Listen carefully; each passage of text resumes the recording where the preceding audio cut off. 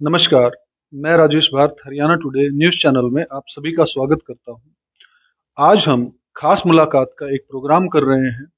जैसा कि हमने पहले भी किया, पॉलिटिकल हस्तियों से, सोशल हस्तियों से हम मिले। आज भी एक ऐसे सोशल हस्ती से हम मिलने जा रहे हैं। किसान भी हैं जो कि कोऑपरेटिव सोसाइटी और कोऑपरेटिव बैंक में कभी इलेक्टेड और कभी सर्वसम्मति से बने चेयरमैन। पैक्स जो होती है, जैसे कोऑपरेटिव बैंक की मैं बता दूं आपको, पैक्सिस होती हैं और कोऑपरेटिव सोसाइटी होती थी पहले, उसी के अब कोऑपरेटिव बैंक हो गए, जिनका काम किसानों को लोन देना है। उसके अंदर पैक्स, जैसे कि शामगढ़ के अंदर एक पैक्स है जहां पर 12 से 13 गांव उसके अंडर आते हैं और उसके डायरेक्टर्स होते हैं और प्रधान बनाए जाते हैं, चेयरमैन कहा जाता है उनको। तो ऐसी हस्ती से आपको मिलवाएंगे। नरेंद्र सिंह जी हैं जो कि रहने वाले रंबा गांव के हैं। पेशे से कहें तो जमींदार हैं, किसान हैं और काफी समय से किसानी करते आए, लेकिन उसके साथ साथ उन्हें शौक जो है वो समाज सेवा करने का शुरू से रहा, लोगों की हेल्प करने का शुरू से शौक रहा। और इसी शौक को करते करते वो धीरे धीरे किसानों की मदद करते रहे। किसानों की जो बेसिक समस्याएं हैं, चाहे वो खाद का ना मिलना हो, डीएपी का ना मिलना हो, क्योंकि आपको बता दें पिछले कुछ समय, अगर हम बैक में जाएं, 30 साल बैक में जाएं, तो फर्टिलाइजर्स को लेके या यूरिया को लेके या डीएपी को लेके बड़ी समस्याएं ज्यादा थी। समस्याएं आज भी हैं लेकिन उतनी नहीं है। तो उन्होंने देखा कि किस तरह से मैं किसानों के काम आ सकता हूँ, किस तरह से किसानों की मदद कर सकता हूँ। और दो संभावनाएं जो उन्होंने देखी, पहली संभावना कि किसानों को पैसा सरकारी बैंक नहीं देता था आसानी से, जो आज भी नहीं देता, क्योंकि बहुत अंडर वैल्यू लगाई जाती है। अगर हम किसी सरकारी बैंक में चले जाएं तो बड़ी अंडर वैल्यू लैंड की लगाई जाती है। तो वो बड़ी समस्या देखी उन्होंने। और किसानी एक ऐसा व्यवसाय है जिसके अंदर साल में 2 फसलें ही मुश्किल से आ पाती हैं और 6 महीने उनको लगभग इन्वेस्टमेंट करनी पड़ती है किसान को। और फिर जब उनकी फसल बिक जाती है तब पैसा आता है। और लेकिन पैसे की जरूरत तो किसी भी व्यवसाय में पड़ती ही है। तो उन्होंने उन किसानों की समस्याओं को देखते हुए बड़ी जुझारू रूप से वो लोगों के लिए, किसानों की हक के लिए बात करने लगे, अधिकारियों से बात करने लगे। और फिर कोऑपरेटिव बैंक में जिन किसानों को लोन नहीं मिलता था उनको लोन दिलवाना। और फिर अगर जैसे कि इफको सेंट्रल गवर्नमेंट का डिपार्टमेंट है, वहां से हमें किसानों को खाद डीएपी मिलती है, तो वो उसकी भी शॉर्टेज लगातार रहती थी। तो अपने गांव के और अपने आसपास के गांव के किसानों की समस्याओं को दूर करना उनका शौक बना। और किसानी तो वो करते ही है, ज्यादा जानकारी जो है वो हम नरेंद्र सिंह जी से लेंगे, जो कि रंबा के रहने वाले हैं। और 1979 से लगातार अब तक कोऑपरेटिव बैंक के प्रधान, चेयरमैन निर्विरोध भी बने और जब इलेक्शन हुए तब भी बने। और डिस्ट्रिक्ट लेवल के भी चेयरमैन जो हैं वो खुद रहे हैं। वो भी जैसे जनरल मीटिंग्स होती हैं डिस्ट्रिक्ट लेवल की, तो उनको 3 से 4 बार एक दिन के लिए भी चेयरमैन पूरे डिस्ट्रिक्ट का भी खुद नियुक्त किया गया, क्योंकि वो इतने सीनियर हैं कि जितने भी डायरेक्टर्स थे उन्होंने मिलकर बोला कि अगर, क्योंकि चेयरमैन अभी नहीं है, तो उनको ही इस बात का मौका दिया जाए कि वही हमें लीड करें। तो आइए अब मिलते हैं नरेंद्र सिंह जी से, ज्यादा उनसे उनके बारे में जानेंगे। नरेंद्र सिंह जी, आपका स्वागत है हरियाणा टुडे में। धन्यवाद। नमस्कार जी। आप पूछिए, कोई क्वेश्चन पूछना है तो आपने बता ही दिया सब कुछ मेरे बारे में। मैं 79 से कोऑपरेटिव बैंक रंबा से प्रधान हूँ। फिर हमारा गांव जो है श्यामगढ़ पैक्स में आ गया। फिर पैक्स का भी 2 बार मैं प्रधान रहा हूँ। आज तक मैं ही प्रधान हूँ। जो नहीं भी बना तो मेरा ही भतीजा या मेरा अपना, अपने मेंबर जो अपने खास होते हैं वही बनते हैं। शुरू से मैं जितनी भी कोशिश हो सकती है तन मन धन से मैं निरा किसानों का नहीं, जो गैर एग्री बिना एग्रीकल्चर वाले उनको भी लोन कोशिश करता हूँ दिलवाने की और पूरी हेल्प करने की। और बैंक के भी पूरी सपोर्ट करता हूँ, जैसे उनको इच्छा होती है उनकी पूरी मदद करता हूँ। इसीलिए मुझे मेरा मान सम्मान इतना करते हैं। जितने कोऑपरेटिव पुराने हैं सारा मेरा इज्जत करते हैं। आज ही 10 डायरेक्टर हैं, 10 में से 6 तो मेरे अपने बच्चों जैसे हैं बने हुए डायरेक्टरीज में जो भी। तो परमात्मा की ऐसी कृपा है। और मैं अच्छा लोगों से जितनी भी मेरी हेल्प हो सकती है अपना काम छोड़ के, कोई मुझे बुलाता है, कोई काम कहता है, मैं जाने के लिए हर टाइम तैयार रहता हूँ। मुझे कभी भी कोई आदमी ये नहीं कह सकता भाई नरेंद्र सिंह ने हमारे से कोई पैसा लिया हो या हमारे से कोई फायदा उठाया हो। अपने पल्ले से अपने खर्चा करके लोगों की मदद करता रहा हूँ। इसीलिए आज समझ लो 40 साल के करीब हो गए मुझे कोऑपरेटिव में आते हैं प्रधान के। आज ही मेरी मर्जी से बिना मेरी कोऑपरेटिव सोसाइटी में कोई प्रधान नहीं बना, ना कोई डायरेक्टर बनता है। मेरी मर्जी से इच्छा से होता है। चलो मैं भी लोगों की मदद करता हूँ इसलिए लोग मेरी इज्जत करते हैं। तो और कोई पूछना हो अगर तो। कहें तो अगर कहें तो कुल मिला के बात ये हुई कि आपका सम्मान इतना करते हैं लोग, क्योंकि पिछले 40 सालों से आप लगातार कोऑपरेटिव बैंक के साथ जुड़े हुए हैं और उसके प्रधान रहे हैं पैक्स के। अपने जीवन के बारे में थोड़ा सा बताइए। मैंने जीवन में बहुत उतार चढ़ाव सर देखा है। मैंने जीवन में बहुत कमियां भी देखी हैं, बहुत अमीरी भी देखी है, पैसा भी देखा है, गरीबी भी देखी है। मैंने अर्ध 12 साल अर्ध का काम किया है, वहां भी उतार चढ़ाव मैंने बड़े देखे हैं। कभी मेरे पास जो सोचता था रोज का 10,000 रुपया कमाना है, तब भी ऐसे कमाता था। बहुत मेरा बिजनेस चलता था। और कभी ऐसा समय आया, मेरा इतना पैसा डूब गया कि मैं 60 लाख रुपया, एक कंपनी मुझे मार के धोखा दे के चली गई। जैसे कैसे फिर भी मैंने अपने टाइम को निकाला। मेरे 3 बेटियां हैं, बेटा एक है। तीनों बेटियों को मैंने बहुत अच्छी एजुकेशन दी है।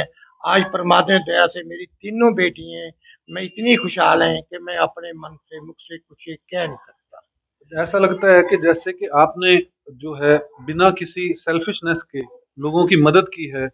लोगों, जैसा कि अभी आप बता रहे थे कि किसान, सिर्फ किसानों को लोन दिलवाना ही नहीं या उनकी पेस्टिसाइड्स नहीं दिलवाना ही नहीं, बल्कि अगर किसान भी नहीं है और किसी को पैसे की जरूरत है, किसी को गरीब आदमी है, कोई वाकई जरूरतमंद है, तो उसकी भी आपने बिना किसी लालच के मदद की है। तो कहीं ऐसा ही है कि परमात्मा क्योंकि उस व्यक्ति को जरूर देता है जो निस्वार्थ भाव से सेवा करता है। मैंने आज तक कोई आदमी ये नहीं कह सकता कि ये काम करवाने के लिए मेरे से इसने पैसा मांगा हो या इससे, बल्कि मैंने जिसका काम भी करवाया है, कोई अफसर भी मेरी इतनी इज्जत करते हैं। कभी किसी ऑफिसर ने मेरे से ये नहीं कहा भाई क्यों इसको पैसा दिलवा दो, मैं ये काम कराना है। चाहे कोऑपरेटिव बैंक हो, चाहे लैंडमार्क बैंक हो, चाहे सहकार दूसरे कोऑपरेटिव दूसरे बैंक है जो, जैसे कि अब तो सरकारी बैंक आ गए हैं, नेशनल बैंक आ गए हैं। अब तो किसानों को बहुत लोन ज्यादा दे सकते हैं, 1 एकड़ के ऊपर 3 लाख तक भी दे देते हैं। लेकिन तब ये समस्या होती थी कि 1 एकड़ वाले को 10,000 से ऊपर नहीं मिलता था। तब उस टाइम समस्या जो थी, मैं पूरी हक के साथ पूरा बैंक से मिलके जरूरतमंद लोगों को दिलवाता था और बैंक की भी पूरी मदद करता था। आज तक जिसको भी मैंने कहा इसको लोन दियो परमात्मा दया से, सब ने वो बैंक का लोन चुकाया है, चाहे जैसे मर्जी उसने दिया है। बिल्कुल, अगर आपने मदद की है, इन्होंने नरेंद्र सिंह जी ने जब भी मदद की तो ऐसे लोगों की ही मदद की कि जो डिफाल्टर्स ना हो और उन लोगों को लोन दिलवाए ताकि सरकार का पैसा जो है वो वापस चला जाए। दोस्तों, हम आपको बता दें, कोऑपरेटिव बैंक को जो है उसका काम है किसानों को पैसा देना, फसल उगाने के लिए पैसा देना, और वो भी बिना किसी ब्याज के। सरकार की ये स्कीम है और इसी के प्रधान चेयरमैन जो हैं नरेंद्र सिंह जी रहे हैं। नरेंद्र सिंह जी किसानी को कैसा देखते हैं? जो इतने समय से धीरे धीरे घाटे का सौदा आ रही है और इतने किसान जो हैं पूरे, अगर देश के अंदर बात करें हम, तो सुसाइड कर लेते हैं। तो क्या कारण, आपको क्या कारण लगता है सर ऐसे है जो किसानी की ये इनकम है ना, इनकम सोर्स बिल्कुल बहुत कम है। खर्चे बहुत ज्यादा हो गए शुरू से ही। पहले तो पैदावार ही नहीं होती थी, अब जो पैदावार होने लगी है उसके साथ खर्चे बहुत ज्यादा बढ़ गए हैं। कम से कम भी 15 एकड़ वाला किसान जो है वो एक ऐसे समझ लो भी जैसे क्लर्क जितना कमाता है ना, इतनी क्लर्क की जितनी आमदन है 15 एकड़ वाले की। जो छोटा किसान है, मध्य किसान है, उसकी इनकम बहुत कम है, गुजारा करना बहुत कठिन है। मेरे पास 12 एकड़ जमीन है। मैं आज तक मैं ये नहीं हुआ कि मेरे पास पैसा सरप्लस हुआ हूँ। मैं ऋणी रहा हूँ हमेशा, चाहे कोविड का हूँ, चाहे सरकारी बैंक का रहा हूँ। लोन मेरे ऊपर खड़ा ही है। 95% किसानों का यही हाल है। किसानी इनकम का साधन नहीं है, वही किसान खुशहाल है।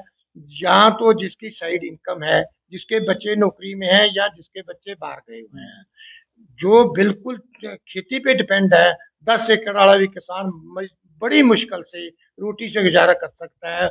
अपना जीवन यापन अच्छा नहीं कर सकता, अच्छा कपड़ा नहीं पहन सकता, कहीं घूम नहीं सकता, बस वो खेती में वहीं के वहीं रहता है। कभी कभी जैसे अच्छी सब्जी हो गई, 4 पैसे आ गए, उसमें उसकी शादी हो गई, कभी फसल अच्छी लग गई तो कोई मकान बना लिया। बस कर्जा हमेशा 95% पे कर्जा शुरू से, मैं तो 1970 से जानता हूँ किसानी को, कर्जा ही कर्जा रहा है। आज तक कोई ये किसान ये नहीं कह सकता कि मेरे पास पैसा सरप्लस है।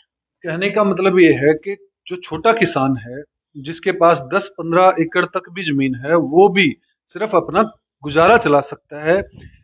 इसकी तह तक आज तक सरकारें नहीं जा पाई। आपको बता दें कि देश के अंदर हर साल बहुत बड़ी संख्या के अंदर किसान जो है आत्महत्या कर लेते हैं, क्योंकि वो अपने घर पर 2 रोटी भी देने में सक्षम नहीं होते।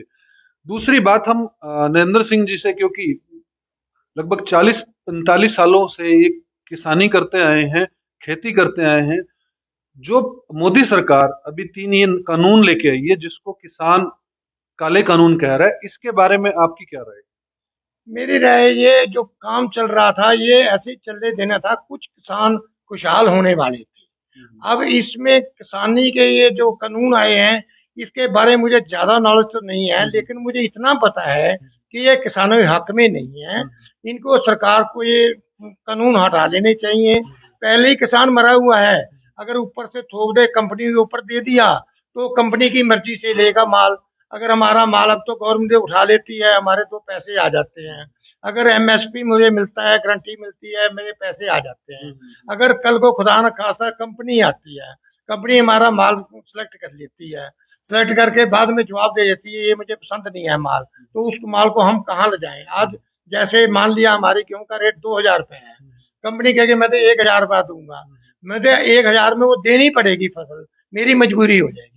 बिहार, उड़ीसा, बंगाल, उन स्टेटों में क्या है, एमएसपी नहीं मिलती किसानों को। वो हमारे से बहुत करीब नीचे हैं। 12 एकड़ वाला, 10 एकड़ वाला जमीन हरियाणा पंजाब में आके हमारी लेबर करता है, हमारे पैडी लगाता है, हमारी गेहूं काटता है, हमारे काम वो लेबर करता है हमारे। जो वहाँ इनकम हो, अगर प्राइवेट गवर्नमेंट ना, अगर गवर्नमेंट वहाँ हो, उनका हाल ये बुरा हाल ना हो। 12 एकड़ वाला जो वहाँ का बिहार का जिसको हम भैये बोलते हैं, 12 एकड़ वाला हमारे यहाँ के मजदूरी करता है। अगर किसी को शक हो तो मैं उसको मिलवा भी सकता हूँ। अगर किसी ने देखना है भी ये सरदार ये कहता है 12 एकड़ वाला, मैं 12 एकड़ वाला भैया मिलवा दूंगा जिसकी बिहार में 12 एकड़ जमीन है, लेकिन हमारे यहाँ लेबर करता है। अगर उसके पास वो इनकम होती तो हमारे पास लेबर क्यों करता? वो यहाँ आके हमारे दिहाड़ी 300-400 रुपए मजदूरी पे काम करता है, अपनी जमीन छोड़ के। बिहार में, उड़ीसा में यही कानून नहीं, एमएसपी नहीं मिलती, इसलिए वो गरीब है। हमें एमएसपी थोड़ी बहुत मिलती है हरियाणा पंजाब में, तो हम थोड़े खुशहाल हैं, ज्यादा खुशहाल नहीं है। इतना है कि हमारी दाल रोटी कपड़ा, हमारे घर की जरूरतें हमारी पूरी हो जाती है, उन लोगों की वो भी नहीं होती। अगर ये कानून आ जाते हैं, इन कानूनों के ऊपर तो हमारा भी वही बिहार वाला हाल हो जाएगा, हम भी वैसे ही जैसे करेंगे लेबर हमारी। ये तो कंपनी की मर्जी इच्छा है, हमारा जो माल 4000 में खरीदे, हमारा माल 1000 में खरीदे। किसान की मजबूरी शुरू से यही रही है, किसान अपनी फसल का कभी दाम नहीं लगा सकता, चाहे सब्जी हो, चाहे दाल हो, चाहे गेहूं हो, चाहे गन्ना हो, चाहे ये हम दूसरे पे डिपेंड करते हैं। हमारे गवर्नमेंट क्या देगी या प्राइवेट मिलर हमें क्या देगा? हमारी अपनी कोई इच्छा नहीं है। कि किसान ही ऐसा इंसान है जिसको के अपनी फसल का, अपनी चीज का दाम बिल्कुल लगाने का हक नहीं है। ये गवर्नमेंट लगाए चाहे प्राइवेट लगाए, इसीलिए किसान खुशहाल नहीं है। 95% मैं गारंटी के साथ कहता हूँ किसान कर्जे में डूबे हुए हैं, आज भी डूबे हैं। 5% खुशहाल है, जिनका बिल्कुल घर में बिल्कुल भी जैसे भी सफेद कपड़ा नहीं पाना, धोना नहीं, जैसे कैसे बीच में खेत में बैठे रहना, वो चाहे कर्जे से मुक्त हो। बाकी सब किसान कर्जे, चाहे ट्रैक्टर का लोन हो, चाहे एग्रीकल्चर का दूसरा लोन हो, चाहे कोऑपरेटिव लोन हो, सब पे लोन है, सब कर्जा है। हमारी 97% हमारे जो किसानों की जमीन है गवर्नमेंट के रहन पड़ी है। नहीं तो रिकॉर्ड जाके देख ली, जिसको नहीं मालूम जाके रिकॉर्ड देख सकते हैं हमारा। बिल्कुल। ठीक है। जैसा कि हमने नरेंद्र जी सिंह से जिसे बात की कि किस तरह से किसान जो है वो खुशहाल नहीं है पूरे देश के अंदर। अगर हम बिहार की बात करें, उत्तराखंड की बात करें, वहां पर एमएसपी जैसी कोई भी कानून नहीं है।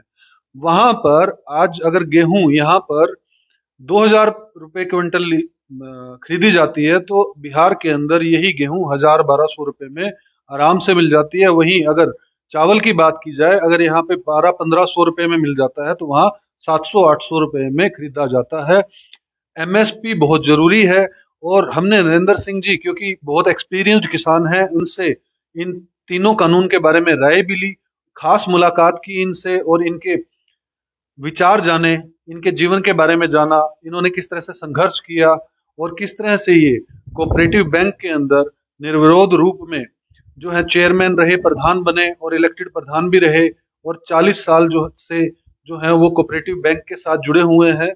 और अभी भी इनके परिवार में जो डायरेक्टर हैं, अभी भी इनके परिवार में से, चाहे वो भतीजा हो या इनकी वाइफ हो, अभी जो नई टर्म आनी है वो बाकी है। दोस्तों, इस वीडियो को अधिक से अधिक शेयर जरूर कीजिएगा, अधिक से अधिक लोगों तक पहुंचाइएगा। ये एक आम किसान की कहानी है। खास मुलाकात में इतना ही। मैं राजेश भारत, हरियाणा टुडे, करनाल।